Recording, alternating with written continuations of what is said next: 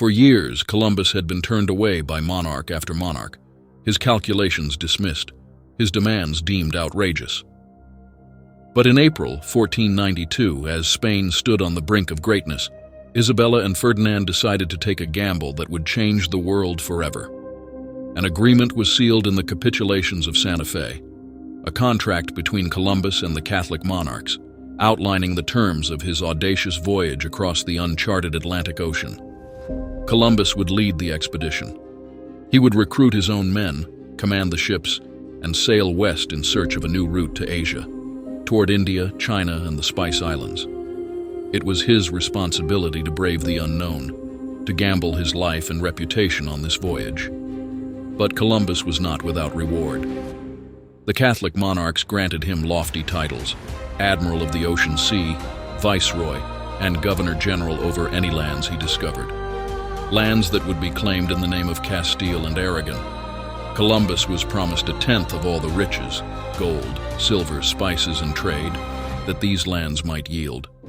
In addition, he gained the power to nominate administrators, shaping the future governance of these distant territories. In return, Isabella and Ferdinand pledged the support Columbus needed: ships, crews, supplies, all underwritten by the royal treasury, and something more: their authority. Columbus would sail not as a rogue adventurer, but under the banner of Spain. Columbus was given 3 ships, a crew of 90, and royal backing. He set sail from Palos de la Frontera on August 3, 1492. The endless horizon stretched in every direction, an empty expanse of blue that offered no sign of land, no promise of salvation. Each sunrise brought more doubt, each sunset more fear. The sailors, hardened men of the sea, now eyed Columbus with suspicion. Their voices, once filled with songs and laughter, had turned to low murmurs in the dark. They spoke of turning back, of forcing their captain's hand.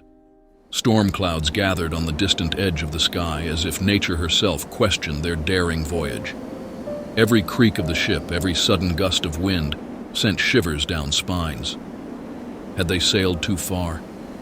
Had they crossed into a place they were never meant to find? Weeks at sea, supplies dwindled, morale frayed. The crew whispered of mutiny. Columbus made a vow: 3 days, or they would return home. On the second night, they saw birds, floating vegetation, and then a cry. October 12, 1492. They made landfall on an island the natives called Guanahani, today known as the Bahamas. The Arawak-speaking Taino greeted them peacefully, but Columbus saw them through another lens.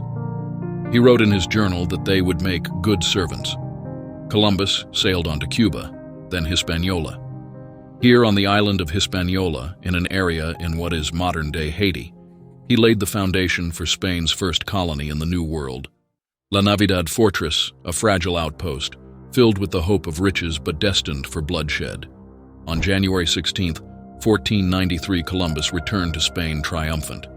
But the seeds of empire and exploitation had been sown.